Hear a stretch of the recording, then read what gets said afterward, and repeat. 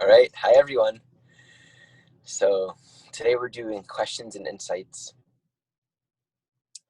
And I want to start by sharing something that I've been thinking about, and I'm not entirely sure um, where the astrology fits into this. I think there'll be some Neptune. I'll find out as I speak. Um, on my own path, just as I continue it, I'm learning more about these really beautiful um, energies of permission and forgiveness and allowing. And something that I've observed for so many of us is so often we have a notion of where we want to go, or what our ideal of spirituality is, or what our ideal of being healthy or being aligned or being a good person is. And the trajectory of our lives doesn't seem to ever go according to our ideas of where it should be going. And I was walking by the water and I just got the clear download. It's the most obvious cliche example, but watching this little waterfall, how the water, when it was flowing down the creek, it would come to these rocks, and instead of going through what it couldn't go through, it just curved naturally around to where there was an opening, and then it flowed downward. And what really just occurred to me is, so often on the path will, in its own natural way, like the most direct route, might look like getting really dirty or going really far away from where we thought we were going. And it feels like the path is always like defeating the linear mind and our conscious notion and idea of what this should look like. This feels like a very Neptune, Pisces, Virgo kind of thing. Because there are these ideals of spirituality, these expectations, and these ideals of, to walk my path, I should not cause harm to anyone. I should make sure that my actions are this way and that way. And there are many people that hold these views of, harm no being, and they'll live out an ideology that corresponds to that, or any kind of ideals that we carry for ourselves around how we should act, how we should practice, what we should do. But the actual path of the water, the actual path of spirit, seems to be so innocent and unintentional. And an example of this in my own life, I have such sensitivity to caring for beings, and to beings that are suffering and not wanting to hurt more. That used to be something that I really struggled with. So for years, for 3 years, I've been driving in my car. I'm in a van now, but sometimes I would be driving for days with a bag full of plastic bottles, waiting to find a place where I can recycle them. And I got to a point where I just decided throwing them away felt easier, more loving, more forgiving, more peaceful than saving them indefinitely and taking up all of my space waiting to get rid of something. And the mind wants to judge that, like, well, you're polluting the environment. But it's actually clearing the space for me to feel clear and to live now. And we make choices like that. And it's so often these choices, however this might manifest in our lives, it's contrary to the story we told ourselves. And it's often this perfectionism. So people that got strong Virgo Pisces can understand this. And it's so often this perfectionism of the path that we thought we should walk and what it should look like. And there's so much forgiveness. My friend posted a question on Facebook. I haven't responded, but he asked this question: when we become aware of the absolute reality, how do we also maintain respect and care for the earth and the environment? And there are many things I can say about that question, but what comes up most is inherent in that question is almost this idea of there's a right way to be. There's a right way ethically to be. There's a right way ethically to behave. There are right actions to take, and that the path should look a certain way. And I think what we're all learning at this time, which is, in my view, so much about forgiveness, so much about permission, so much about you are allowed to be what you are. You are completely allowed to be what you are. So much of the wounding of patriarchy, in my view, has been this suppression of what's natural to each one of us. All these beliefs and thoughts that say, okay, well, what you are is not good. Defeat and fight your own nature, fit into something else. So as we're really returning to this great energy of permission and allowing, there's this wide open space to do things that we thought were bad or wrong, and to create pain, to actually do things that cause suffering on some level.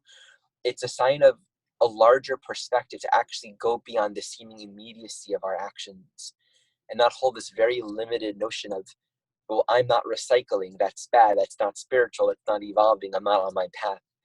Because the greater reality of things is so much more than just the immediate cause and effect that we seem to be perceiving. And again, that flow of water, it's like the water might curve to the side and might get into some muddy areas just to get down slope. There's so many paths that spirit takes. And sometimes getting depressed, going through a phase, it could be months or years or whatever, of darkness, of not being available, of not being present for all kinds of other joyful possibilities. Falling and being in places that are uncomfortable, sometimes that's the most direct route. And I feel we should hold such permission and compassion and non-judgment for one another and for ourselves as we watch ourselves walking the paths that we take in all the forms it might make. Because if we have these absolute ideals and notions of what it should look like, we really might be holding ourselves back from the quickest, easiest, most efficient route of spirit. You know, it's easier for the water to flow around the rock than to push up against it for 2,000 years until it finally indents a hole. So there's something really beautiful about that. So that's my little shtick to share. It's on my heart today. And I want to open up the space for questions. And I just invite people to share anything that's real for you. And we can.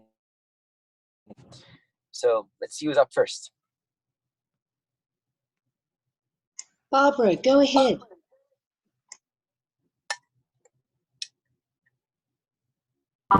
Some questions, because the thing is I'm still fairly new to how the evolutionary axis works, and you know, how the planets are interpreted through an EA perspective. So I kind of sent you a preloaded question because I mean it's hard for me to wing it with it. You can try, but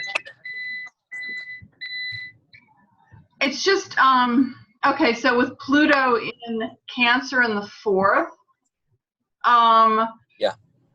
I was wondering about that relationship to the duplication of Cancer houses and Capricorn. Maybe that's a simple place to start. I can actually pull up the rest of the question if you give me a second. Sure.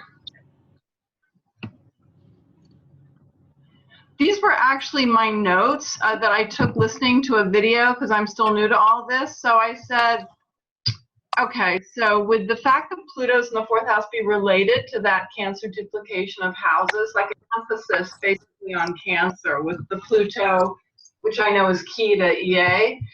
And, you know, I heard this interpretation of Prince Charles' chart. He's also Pluto and Leo. And they were speaking about it in terms of excessive dependence on outside sources of security. So I was kind of resonating with that a bit and looking at my chart. And, you know, you might see something I don't see, but I was looking at Mars, if this makes sense, being the lower octave of Pluto. That's in Aquarius, which would be my Pluto polarity point. So do you think that's suggesting a more collective solution to my source of security, if you will, like expanding the platform of emotional security? And then, I mean, if you want to bring in Uranus, because I understand that indicates past life trauma, that's in the 3rd house of communication, you know. So I don't know, does that work for you? Sure. I can speak to what shows up here, just in terms of understanding the Pluto polarity point. So everyone, the Pluto polarity point always represents the focus point for evolution in this lifetime. it's the point that is opposite Pluto. And if we can understand Pluto as where we will have the greatest obsessions, compulsions, addictions, and fears of change, the Pluto polarity point triggers evolution relative to that natal Pluto. It's what creates that change. So with Pluto and Leo in the 4th house, there can be the possibility of really getting stuck and lost in this profoundly limited subjective self-reference, right? My security, am I being supported? Am I being nurtured and loved? It's like a child that's really needing that attention, love, and care. And of course, there's so many different dimensions to it, but that's where the stuckness can happen. What does that Pluto polarity point represent? 10th house Aquarius, get outside of yourself. So on a psychological level, it's objectify your reality. Don't reference everything according to your own self. And relative to the desires of Pluto, which is trying to resolve a core security need, that can feel really difficult to not reference everything according to how does this impact my own sense of security, my own sense of being wanted and loved and belonging. And yet Mars, it's not opposite Pluto, but it's, it's in a gibbous phase inconjunct. It's approaching a full phase opposition. It's a gibbous phase opposition. And it's close to the Pluto polarity point in the same sign and house. So we can say this puts a great emphasis on you breaking free. And remember, we spoke about this. Mars is intercepted in your 10th house. So it's about breaking free and bringing connection to your own yang masculine energy. Mars 10th house, showing up in the world with your gifts, with your sense of purpose, and demonstrating, okay, I'm going to show up in the world, in society, reflecting my own individuality. 10th house Aquarius, Mars, moving with freedom, directing my purpose. It's basically saying I'm allowing myself to exist fully integrated in this world. And that shows, that demonstrates that energy isn't getting stuck in that proverbial bed of the 4th house. It doesn't want to ever leave. So that's a basic perspective. I'm not sure that even answered your question, but that's what I got for you. Okay, great. Oh, I'm not muted. No, that's great. Thanks. Okay, thank you. Barbara, did you have another question? No, not really. All right then, that's fine. Thank you, Barbara. We'll now go to. Hi, Ari. Hi. Hi. I would love to learn your understanding of the descendant, just in general, and what it represents from an EA perspective. Great. So descendant, for everyone, that's the point that begins the 7th house. We know the ascendant's instinctive. The way that I would define the ascendant, it's how the soul, on a purely instinctual level, will orient towards life experience. And Linda, I don't think Carly's asking about her chart, so we can just keep it general. We don't need our chart up, unless you have a question that comes up. So the ascendant, we're orienting towards life purely on an instinctual level, and it's all about my own self-experience. So whatever's on the ascendant, including planets in the 1st house, there's an inherent, I'm just stepping into life and I'm completely on my own. And there's an inherent crisis or insecurity in that 1st house ascendant energy because there is no objective context. It's so subjective. It's, I'm making a new choice. I'm doing something, I'm completely on my own, and I'm going to have to learn along the way. We have the descendant, which is completely opposite that. It's also instinctive. The descendant is instinctive about other people. It's entirely objective in the sense that it's seeking to understand and learn about itself through comparison and contrast with other people's realities. So the descendant point is how we're going to be instinctively drawn into the realm of relationship in order to develop self-awareness. Jeff Green calls the descendant our persona. And the reason why I really resonate with that notion is because that's the face we're consciously putting up in the world. It's our relationship face. There's self-awareness that doesn't exist in the ascendant when we come into the descendant. So we can look at the descendant 2 ways. One, it's the kind of relationships we're going to attract. And, look at the descendant, the ruler of the descendant. That'll speak very much to some of the core relationship dynamics that will come into our life that we're going to learn about. And it's also on a more meta level, according to our own individual karmic story, how we are learning how to listen and incorporate and expand our own reality to include other people. The ascendant, descendant, IC, MC in its totality really are the holders of the entire chart. And they represent how each soul learns how to embody itself, contain itself within the world of relationships, within its own personal freedom and autonomy, within home, within society. So that's a basic rundown on the descendant. Feel free to ask more if you have any questions on that. Oh, yeah. Yeah, no, that was pretty much what I had in mind. I just find it interesting that we don't hear much about it at all, really. It's We really don't, not. we don't hear much about the descendant and the IC, pretty much. And to me, that reflects the basic patriarchal orientation. We're very ascendant, midheaven oriented, which are, more out there. But they're no better or worse. They're just as important and relevant as a descendant and IC. It's true. It says a lot about our cultural orientation, I feel. Okay, I think Monique had a question. Monique? Yeah, go ahead. I have a question about my Pluto polarity point. It's conjunct Chiron. And at the moment I'm in pretty severe Pluto transiting my midheaven. I'm just curious what your take on that is. Okay, so let's see. This is not my chart. This is. Thank you, Linda, for having all these charts up.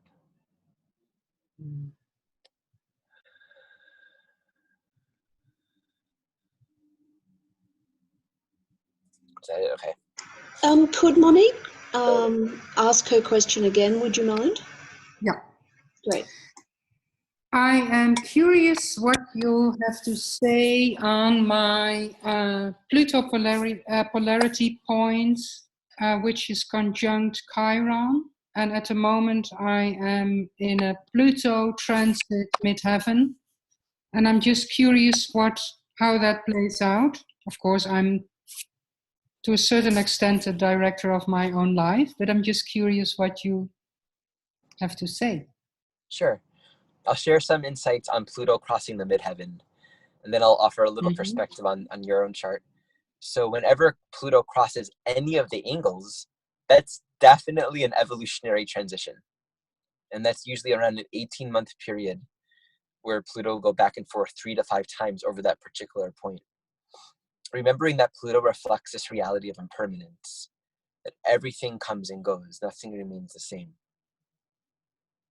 So when we're looking at the midheaven, we're looking at how the soul conditions 10th house midheaven, its own identity structure in order to facilitate and play the roles that are necessary for its own evolution in this lifetime. In the 10th house, we're structuring and forming an identity within society, within the world around us. We're playing a role. And thus we learn about responsibility. We learn how to create limitations. We learn how to establish boundaries so we can build and grow something. So we take the responsibility for our actions and what we're really creating long term in the 10th house. For so many souls, anything 10th house usually has a strong association with all kinds of cultural judgments and beliefs around who we're supposed to be, including what's appropriate, what's not appropriate, what's allowed, what's not allowed, things we've inherited from society, from our family, from culture, that might judge and shame us for acting inappropriately.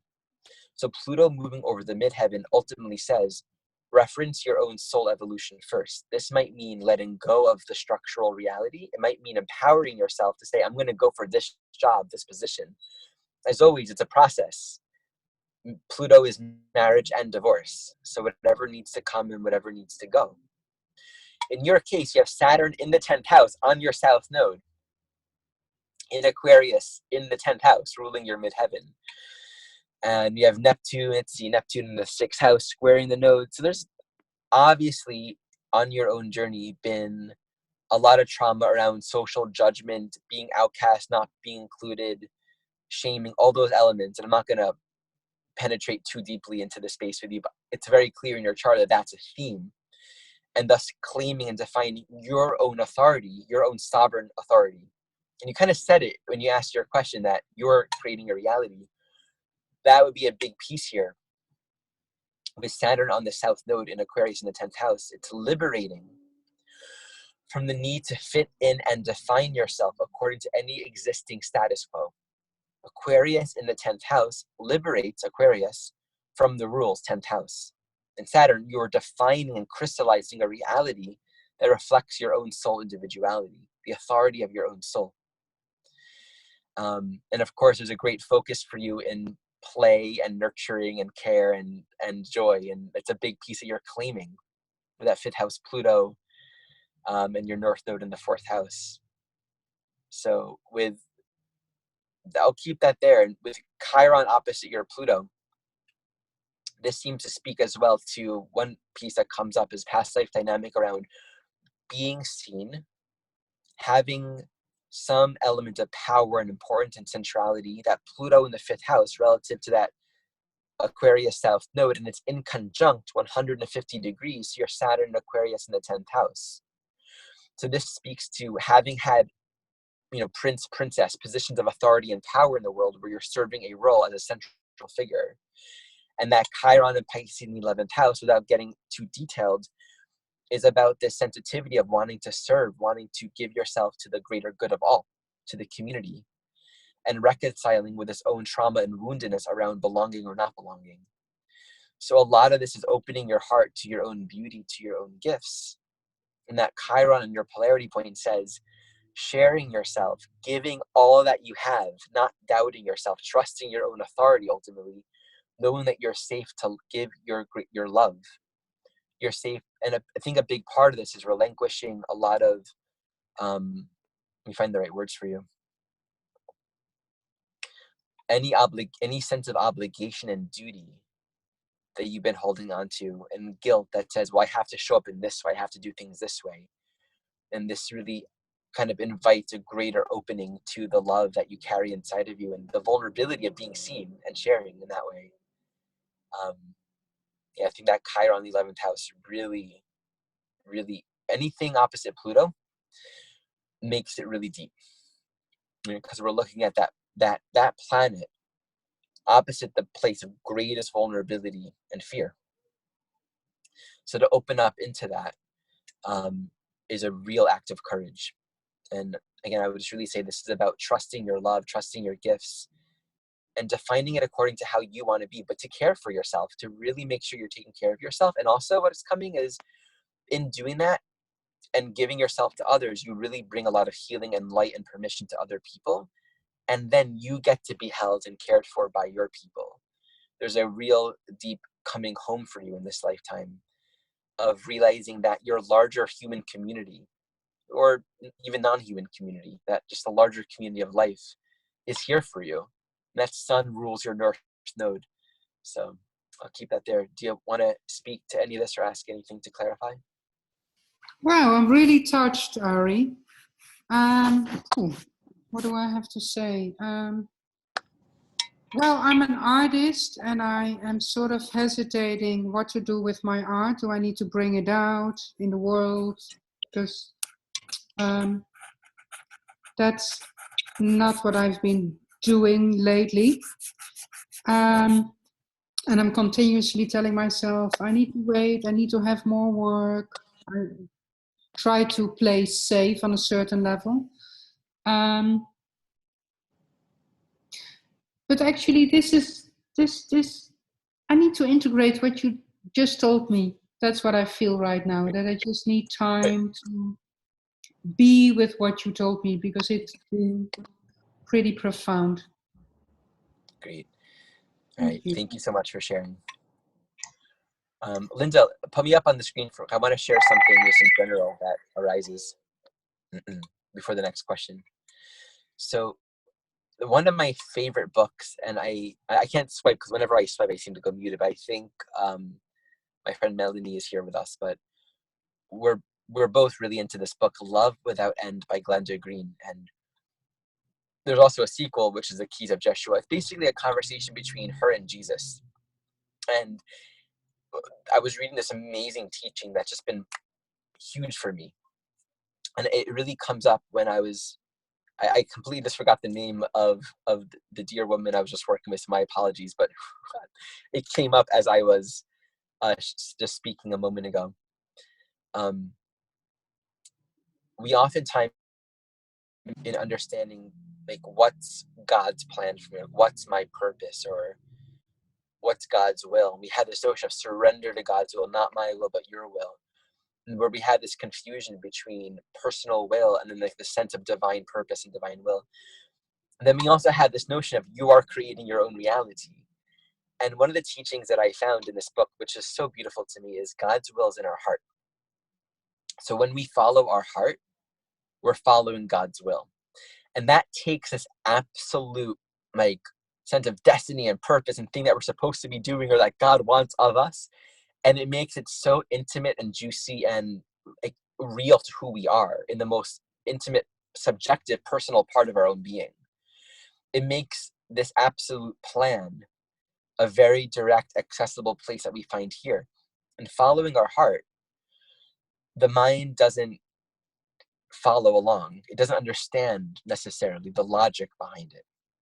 And that's not necessary either.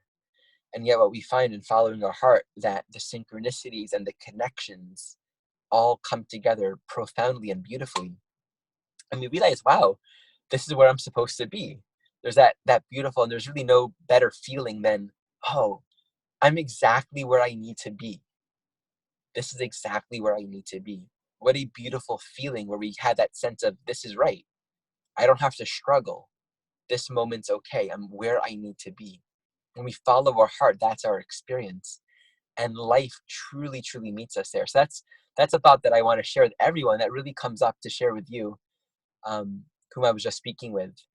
And looking at that 5th house Pluto and that Leo 4th house and that Neptune in the 6th square in the nodes, which can get really stuck on like spiritual perfectionism, perhaps, which I understand. And really letting the heart be the reference point and knowing that that's actually good enough. Wow. So I'll take the next one. Ari Moshe, Yes.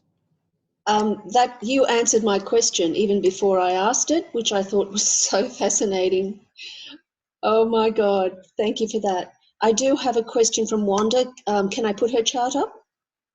Great, but I don't get to hear I hardly get to hear your voice, but okay, well, fine. the question was, it feels like all the astrology is always telling you things. There's messages everywhere, and astrologers saying, do this, do that, and beware and be careful, and the world, and, all this kind of stuff, where I am tuned out from that and I am tuned in to the heart. And I know that that's where the truth and the source lies. And I feel there's a kind of a bit of a conflict between the inner and the outer.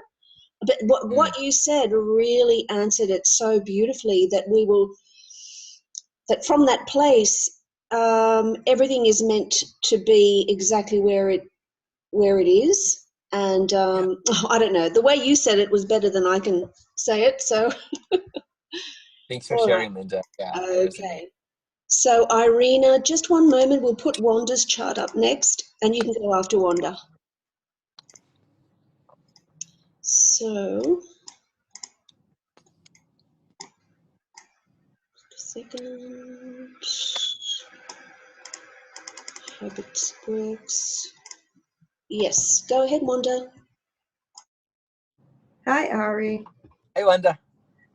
My question is, I have Pluto and Saturn transiting my 5th house, but my main question is how do or I guess what I would like to hear is your thoughts, Pluto transiting the 5th, and how is that evolving my 1st house, Pluto? Okay.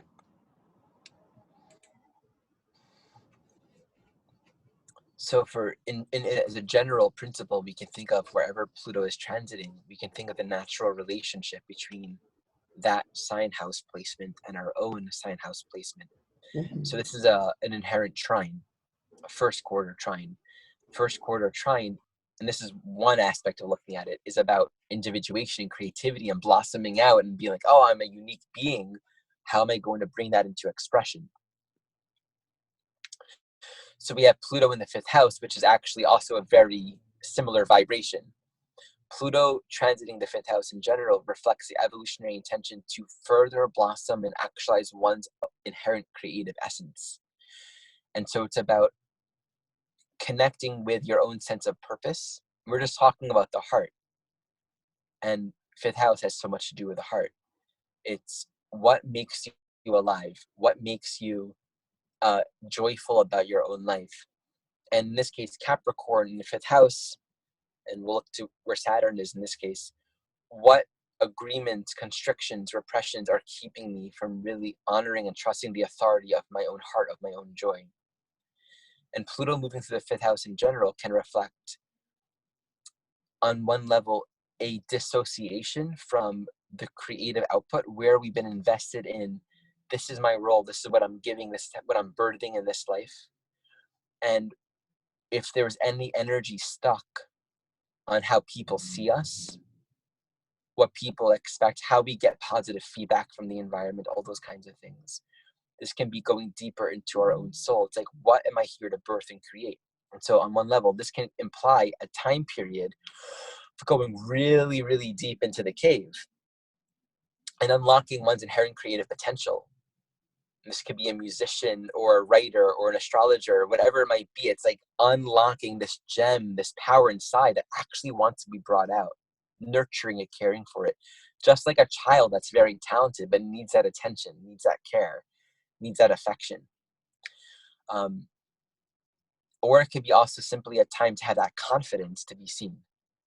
So, in this case, we have Saturn in the 7th house ruling your 5th house. And it's opposite your Pluto as well. To me, this has predominantly a lot about your role in helping other people to be accepted and loved for who they are. That's such a big part of your own path. So looking at this, I'm kind of curious about any kind of writing projects that you have, since Saturn rules your 5th house and it's conjunct Mercury, and you have the whole 3rd house, 9th house thing going on anyway. And also Pluto rules your 3rd house, which is writing. So, whenever I look at your chart, I always have that sense of communication and writing and teaching and sharing with other people. And it just feels like something that always can be embraced. So that's a little snapshot that the energy of that trine does truly emphasize activation. Knowing you're definitely beyond the exact trine at this point. But yeah. Do you want to add or share anything more to that? Actually, thank you. That I don't know if it's the Virgo doubt or the Capricorn, fear of judgment. Because I have somewhat been on that path. I've got a blog. I run a couple Facebook groups. So I'm, doing a little bit of writing there, but there's that doubt that is that what I'm supposed to be doing, and then I get excited, like, yeah, I'm going to finally come out and do this. And then it's like, oh, I don't know. Totally. What are folks going to say? Is that the right thing? Is that what I'm supposed to be doing? So. Oh, yeah. Yeah. Mm-hmm. Great. Thank you. Thank you so much. I really appreciate that. Thank you. So, Ari Moshe, we now have a general question from Carly. Go ahead. Okay. Hi, I'm back. I am interested to learn more about the 0 degrees. So it's interesting because we never have 30 degrees and we don't have 1 degree. We have 0 degrees. So really that would sort of indicate that it's a bit of both, but it's always in the next sign. So yeah, I'd love to hear your thoughts on that. Yeah. That's a cool question. Let me just take a moment and, okay, so here's what comes up for me. First and foremost, I'm going to take that question and go into like a separate question that feels related, which is, who the hell created this system? Like, where did this come 30 degrees? Right, so like, let's just like accept that for a moment, that we're all kind of like following this path, but it's like, where exactly are 30 degrees in the sky? So that it's not there.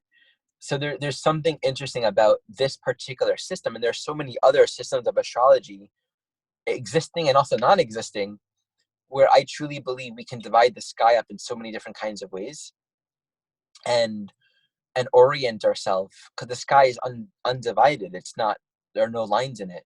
Just like the human body, we have like allopathic medicine and Taoist and Ayurvedic, and there are ways of just classifying and organizing the Gemini thing in different ways.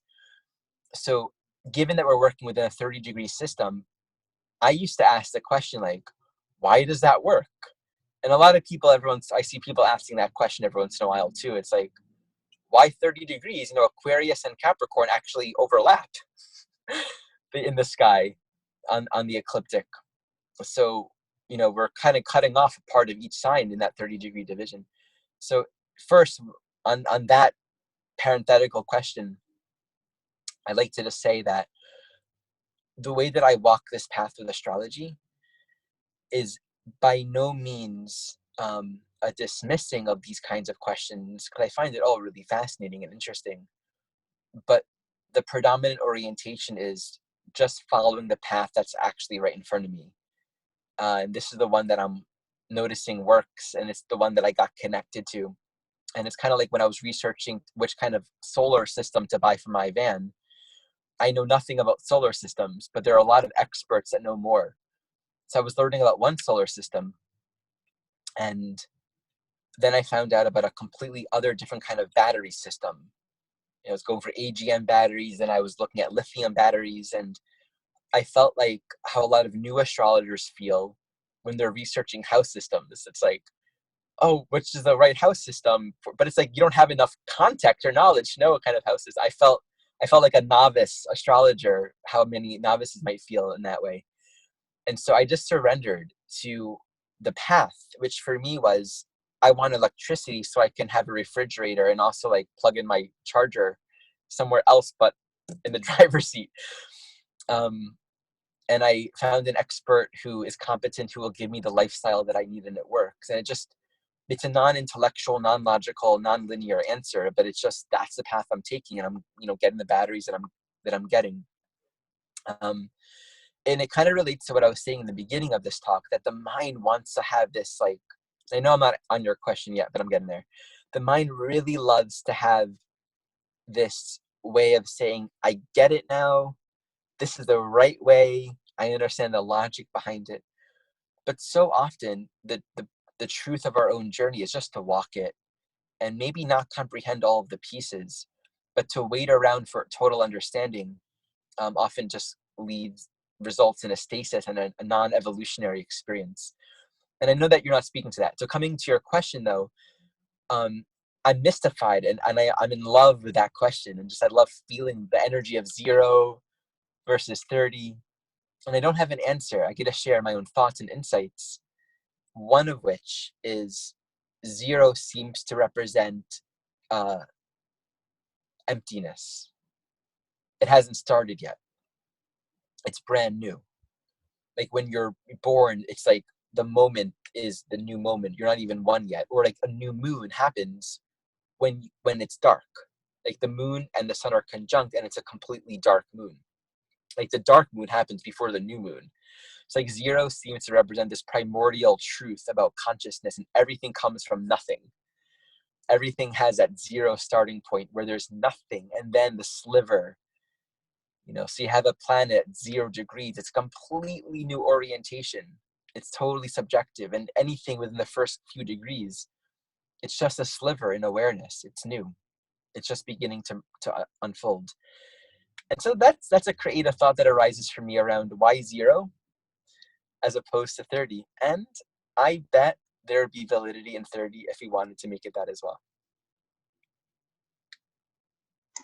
Or 1 degree as well. What do you mean 1 degree? Oh, just to start at 1 degree? Yeah, or it could be at 1 degree. Sure. Yeah. Because we don't have the 30 and we don't have the 1. Because we don't have what? 1 degrees. What do you mean we don't have 1? Am I right here? So in between 2 signs, instead of going to 30 and instead of going to 1, it's 0, and then it goes 0 to 2. No, it goes from 0 to 1. Let's just try to count out how that works. Okay.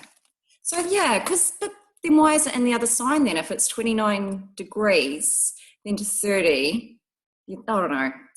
There's just so much there. I've got Uranus at 0 degrees and it's stationary, and the real mystery. So yeah, a planet, let's say like we have a planet at 29 degrees, 59 minutes Aries. The next step is 0 degrees, 0 minutes Taurus. And then that'll reach 0 degrees, 59 minutes Taurus. And then it'll become 1 degree, 0 minutes Taurus. Yeah. Yeah. My Pluto is 2959. Wow. And also, one other member, I won't mention his name, his angles are all 0, 0, 0, which is so fascinating. They're exactly on the dot of 0, 0, 0. Wow. Okay, now we have a question from Irina. Go ahead, Irina. Hello. Hi. Hi. I have actually 2 questions. The first question is a little bit like general, and I'm just so new at this, so I haven't found anything online that's satisfactory to me about quintiles and biquintiles and how to kind of view it in the chart. So if you can maybe just give me a sliver of that to start me to explore more later. So a quintile is 360 degrees divided by 7. I'm sorry, divided by 5. It's the 5th harmonic, and that creates 72 degrees. A biquintile is the 5th harmonic, but it's doubled over, and that's 144 degrees. The quintiles are in this category. To classify this for everyone, we can kind of divide the aspects into 3 categories. We have sort of the triangular aspects, like the 3rd harmonics and the 6th harmonics, the trines and the sextiles. Then we have the angular aspects, which are the conjunctions, the 4th harmonics and the 2nd harmonics, the squares and the oppositions. Then we have the midpoints between all of them, which are the 8th harmonics, the sesquiquadrant and semi-squares, which are 45 degrees and 135 degrees, etc. Then we have this 3rd category of other. They don't fit into the typical mathematics. They're in their own category. So the quintile, if you create a quintile throughout the whole chart, you'll have a 5-pointed star. And that's Venus. I mean, that's grace and beauty and creativity. In my Evolutionary Astrology Beginner's Guide, I draw out the quintile so people can actually feel and connect with that imagery. And what I would suggest for people as a starting point is just to get to know the quintile. Before you start thinking about the aspect, get to know not the quintile, whatever the 5-pointed star is called, whatever the name for that is, to actually study it. It's something that appears throughout all of nature. I would define it as the creative design. It's just this essence of beauty that you find everywhere, and the Venus transit itself reflects that. Pentagram, thank you, Linda. And when we interpret the energy of the pentagram, the 5th harmonic in the chart, it corresponds to an inherently gifted creative potential that the soul has the opportunity or the potential to actualize relative to the phase that it's in. And that's a significant piece. So quintile, for example, at 72 degrees is going to be occurring within the crescent phase. And that's going to be a very internalized, very private, more internal, self-enclosed kind of experience. Spending a lot of time alone, and you could think of it as the artist developing their skill, working and experimenting by themselves, using their hands. But there's an inspiration there that is to be used. The soul has to embrace their aloneness and take advantage of that. You could have the next biquintile, which manifests in the gibbous phase. And that's after 135 degrees. In that particular situation, we could have a soul that procrastinates using their gifts and their skills and their abilities because of the perfectionism, even though they're totally gifted. So that's a basic perspective on the quintile. That definitely explains a few things that I had in mind. Thank you. Sure. And the the second one is more related to my chart. I don't know, that this chart keeps coming up to me at certain times and in certain kind of situations, and it kind of guides me to some features of it. And one feature that I do have is that I'm born just at the time of an eclipse. So I was wondering how is that interpreted when somebody is born so close to an eclipse? What's the soul's purpose here? What's the soul's intention? Why that choice? So let me take a moment and breathe that in.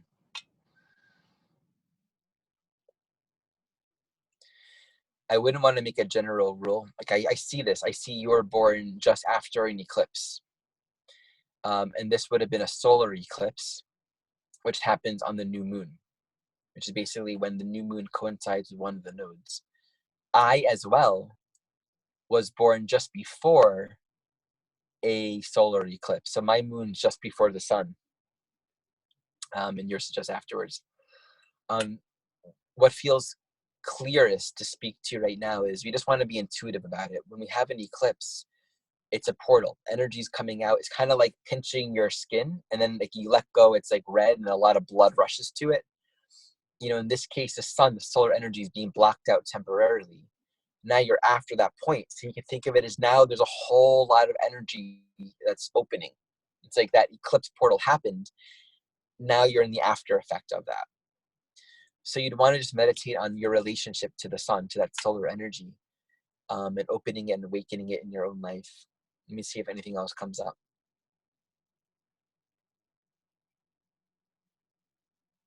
There's a lot of misunderstanding, I feel, about eclipses, and often they're demonized. I think eclipses are a very interesting creature, and we should not make any one eclipse like any other eclipse, because this is a North Node eclipse. This is an eclipse that's happening on your North Node in Virgo. So to me, this, if anything, is about bringing a lot of attention and energy to your soul's intended evolutionary direction, as opposed to a South Node eclipse, which is what I got, which puts a lot of emphasis towards either resolving and kind of bringing out maybe a lot of stuff from the past. Like South Node eclipses can be like reaching really deep, pulling out more stuff than you would usually expect to find. And that could be great if you're kind of releasing and giving a lot of gifts, or just resolving deeper karmic dynamics in the identity structure brought forth from the past. So yeah, that's a general perspective that I have to offer around that. I really want to tune into the whole chart more and, you know, just feel the larger schematic of it. Yeah, I felt the same thing. I felt this immense energy from like when I was very, very little. I didn't know how to direct it. It was a little bit weird experience, and I didn't have anybody to ask. So it's been a learning experience with that. But this makes sense to me. Thank you. Yeah. And by the way, think about just how energy is in the world after an eclipse. If you ever like go to an eclipse viewing, there's like that fear and that trepidation, that nervousness beforehand, and then afterwards is like a relief. That's what I observed. There's always just this like a celebration / relief / like almost like we just gone through a transformative experience, and now we're on the other end of it. Exactly. Thank you. Thanks, Irina. Great to see you. Anyone else have any questions or of any nature? Hi, Ari. I wanted to kind of expand on Carly's question. She piqued my curiosity since you all brought up the IC. I'd like to hear your thoughts on the IC. Sure. So the IC, it's the lowest point in the chart. It's the lowest point of the ecliptic before it begins to rise to the ascendant, and it's correspondent to the 4th house and to Cancer, to the moon. The energy of the IC in the 4th house is the most self-intimate, vulnerable, internal place within us. It's the feminine, it's the container, it's the yin, it's the home space. We often make these descriptions in astrology that I feel are a gross inaccuracy and disservice to what things actually are. We'll often read in the fourth house that it's, home, your mother, where you come from, all these things, and it's true. But the essence of the fourth house reflects this very sacred element of the human experience, which is we are always needing necessarily to create a nurturing space for ourselves. It's where home happens. And the energy of home is anything that contains, anything that holds, anything that nurtures. So in the fourth house, we are incubating, we are nourishing. Both of my nodal rulers, Mercury and Jupiter, which are inherently not very yin planets, they're both conjunct in my fourth house in a new phase. And this in part reflects for me that in this lifetime, I'm finding a new relationship to home. They're in Sagittarius, so Sag in the fourth house. I've been traveling for lifetimes and also running away from home. Thinking of home, fourth house, feminine, nourishment, caring, as a limit to my spirituality. And in this lifetime, I'm expanding how my own spirituality can be inclusive of that. It's a never-ending journey of realization for me that just keeps on going.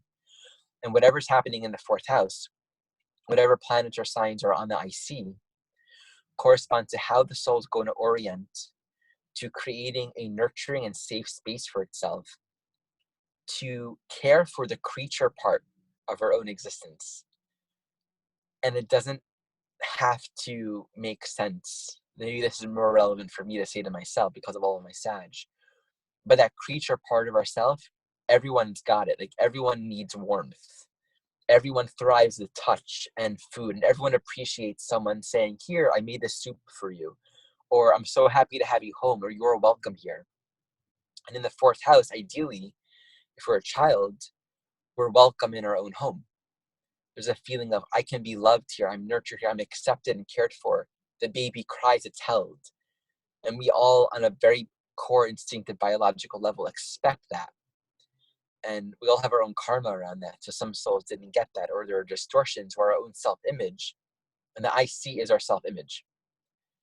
And it's we're developing a sense of ourself according to the emotional imprint that we received, that we incorporated growing up. So am I safe here? Am I loved? Am I wanted? It's the most subjective place in the chart in terms of we're needing to nurture this part of ourselves that wants to feel like it belongs and that it's okay and that it's safe. So coming into a place where we're respecting that part of ourselves. Studying the fourth house and the IC is so important, I feel, and reveals so much about the healing on the planet at this time. So much of the healing that we're going through right now is restoring more appreciation and respect to the feminine. And that's within men, within women, within all beings, regardless of any gender. It's an area that's been completely disrespected, and thus in astrology, it's very much misunderstood.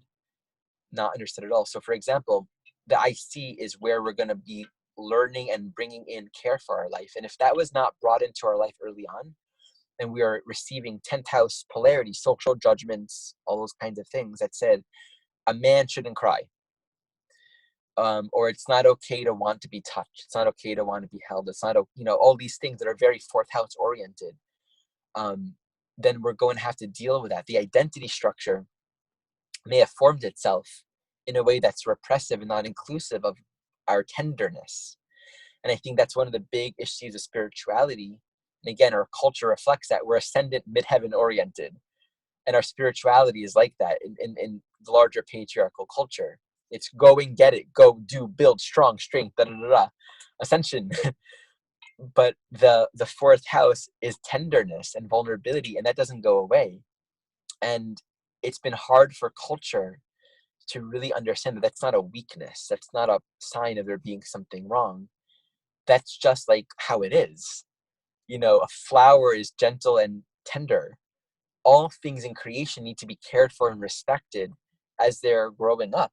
And there's always a part of ourselves that's needing that. And that's where we learn respect. And we learn empathy in the fourth house to care for others. So the IC and the planet ruling the IC says so much about how we're going to orient into creating a space of caring and nurturing for ourselves that allows us to grow and develop in a good way, in a healthy way. Health. Keyword for the IC is health. Even though we think of health as sixth house, IC is health, because if we're not nurturing ourselves, if we're not caring for the yin, it doesn't matter if we're eating a good diet, if we're doing all of our routines and chores, etc. If we're not giving love and care to ourselves, there's no health. So health, self-intimacy, and empathy are really the key aspects of the fourth house, and thus family, right? How we're going to be creating a sense of family, whether it's a biological family or how we're caring for the beings around us. Beautiful. Thank you. You're welcome. So how are we on time, Linda? We have 3 more questions, if that's okay with you. Sure. I probably have a good 15 more minutes. Beautiful. So let's do it. Okay, Carly. Me again. This is another general question. Pluto. So when we look at Pluto, we're always assuming that it's been in the particular house and sign for many lifetimes. And if it doesn't have a lot of aspects, then potentially the soul's getting a bit of a break with the evolution in this particular life. But when can we actually see if it's starting a new sign? I know the cardinal points, there's talk about that, but then it's always looked at as if it's been lifetimes and lifetimes, but it's always got to get into a new sign and a new house at some stage. Got it. You know what I mean? Yeah. So I would say there might be a little misunderstanding in this principle. It's not necessarily literally that where Pluto is where it's always been. There are many ways the same archetypal dynamics can be repeating or manifesting themselves. For example, you might have in this lifetime Aries on the 8th house cusp, and then Mars is in your 1st house. Maybe in a prior lifetime, you had Pluto in the 1st house. See what I'm saying? It's the same archetype, but it's not necessarily the same configuration. And if in this lifetime you have Pluto in the 2nd house, you may have in a past lifetime had Venus aspecting a planet in Scorpio. Same configuration of archetypes. And when it comes to really understanding how the soul will reconfigure the chart from lifetime to lifetime, I abstain from attesting any kind of direct knowledge or experience. I know Jeffrey Wolf Green taught about the 8 primary phases, that when Mars is in a primary phase of Pluto, that's a core evolutionary lifetime, and if it's not, it's sort of an in-between. I would offer, I don't know how literal that is. I remember asking once on the message board, I believe Rad suggested that it's not necessarily a literal these many lifetimes. Whether or not it is, I'll just speak from my own intuition. I wouldn't say that it's what it means. I would want to keep it wide open and just read it as wherever you have Pluto speaks to the core evolutionary themes that you've been carrying forth throughout many lifetimes that lead into this lifetime. There are several evolutionary themes that manifest in our own charts, and that's wherever Scorpio is, whatever's in the 8th house, and of course it all connects to Pluto in the end. But it's by no means a linear, this is the thing. There are so many different dimensions to it. And on the soul's journey, it'll often create different identity structures that will serve for a lifetime or 2 lifetimes or 3 lifetimes, the soul to work through certain kinds of dynamics. And they for certain can look very, very, very different from one life to the next. And in terms of the fates, you could have Mars in a phase of Pluto where it's not a major aspect.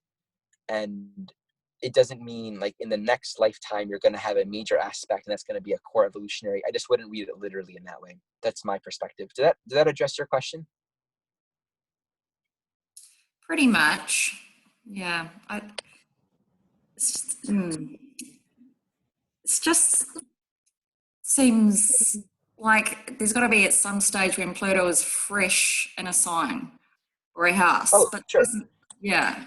Well, think of it this way. It can be fresh in a sign in a house in any particular lifetime.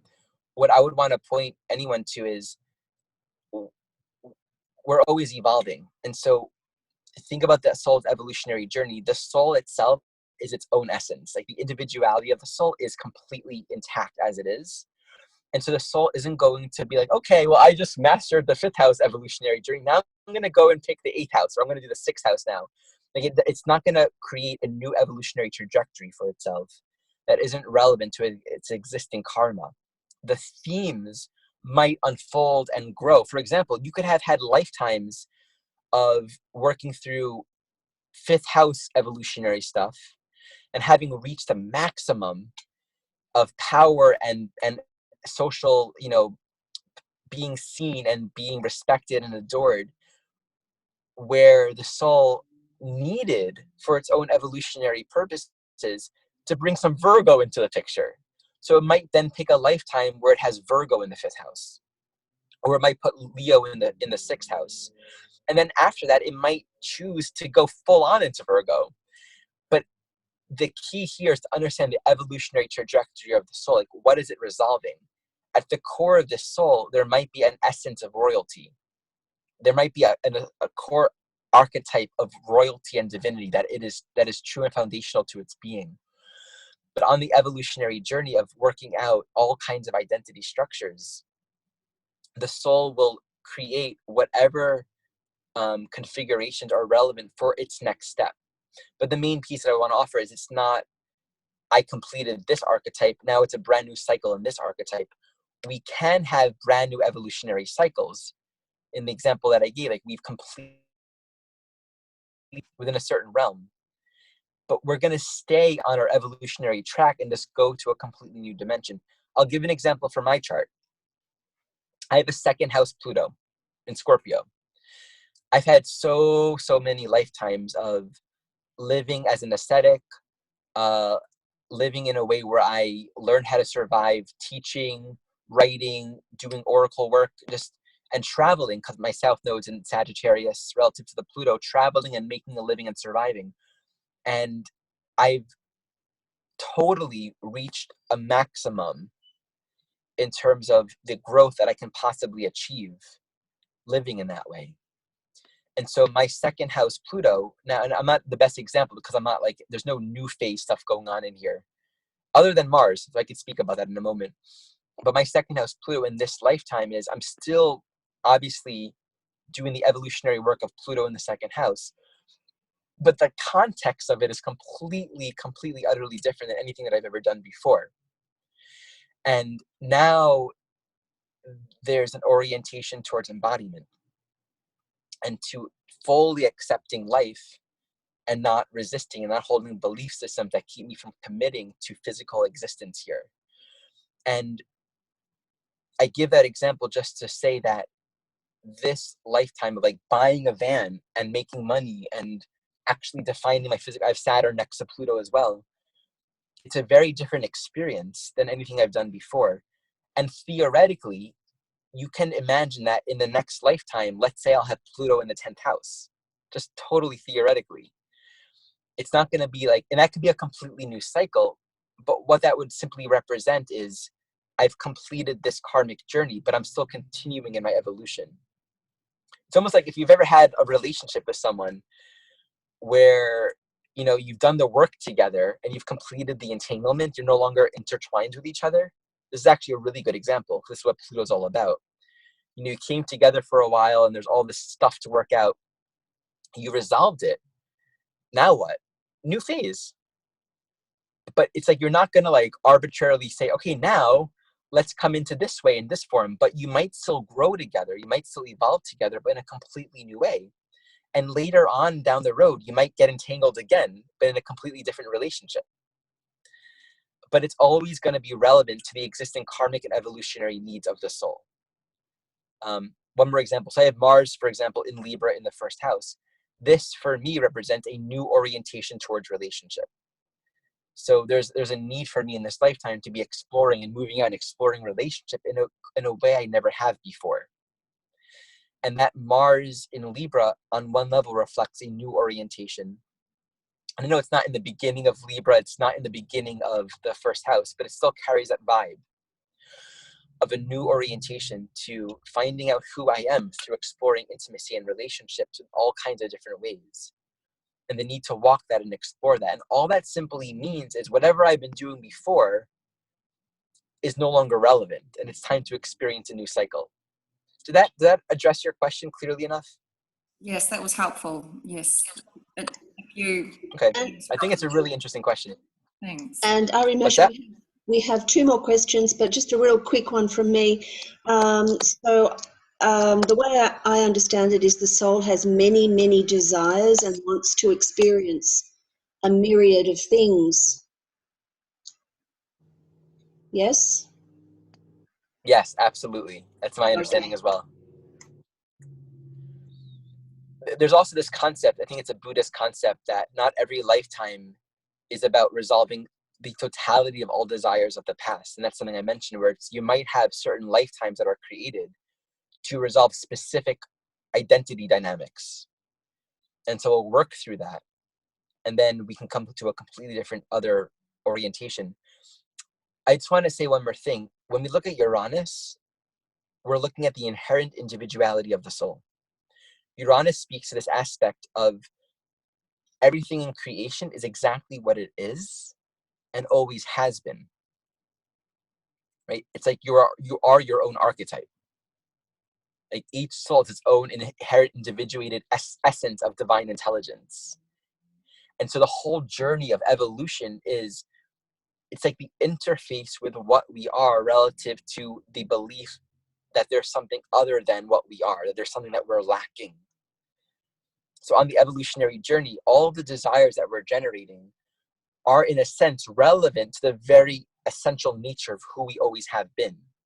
So that's why your journey is always going to be very different than my journey.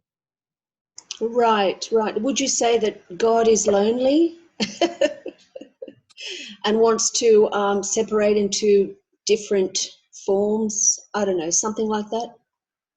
Yeah, I don't know. I think about that sometimes, and I couldn't touch upon it, but yeah, it seems interesting because I come to that. It's like we are that. Like this is basically God manifesting itself as individuality, and then all those individualities remembering itself and all the other individualities as the self.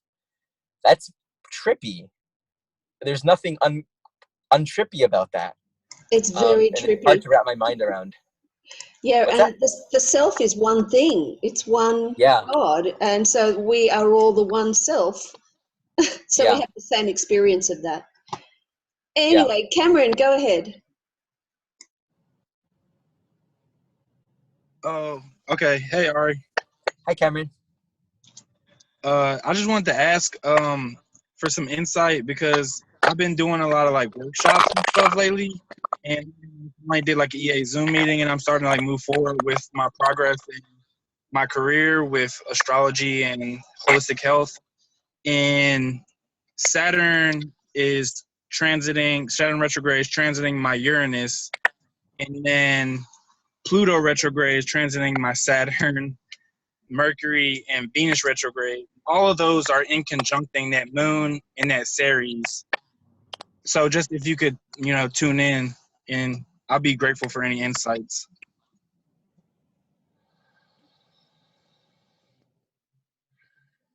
We spoke about you're doing workshops now and serving more people in sharing astrology, and I think about your series in Gemini in the 6th house ruled by that Mercury, which is a part of the stellium. So you sharing knowledge, you becoming a leader, and then sharing information as a healer, 6th house Gemini, giving information that can help people.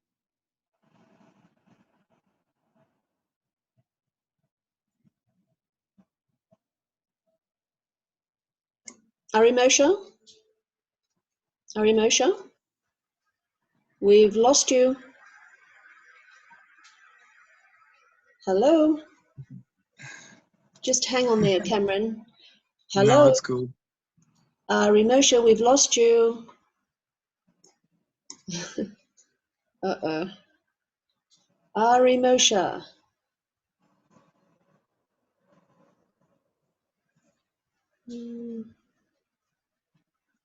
He's probably still talking and doesn't realize that he's been cut off. Ari Moshe. He's left the meeting. Oh dear. All right. Let's just wait to see if he returns. I'm just going to pause the recording.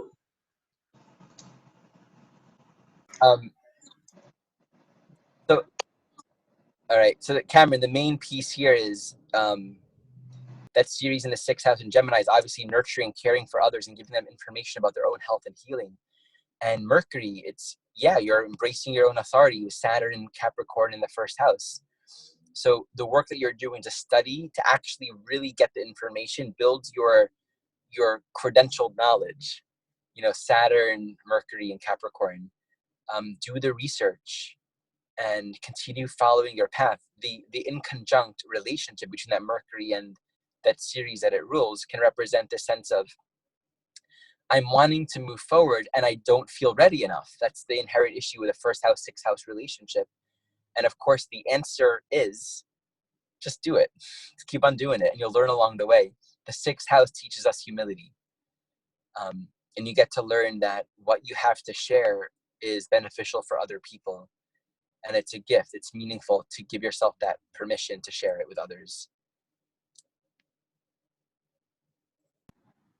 So we'll keep that there. And Okay. I'll go to the next question. Thank you, Cameron. Okay. Just wanted to show you really quickly the Star of David coming up on the partial solar eclipse on the 12th of July. I just discovered it today. So any comments on this? It happens right on the eclipse here. Oh, cool. Yeah.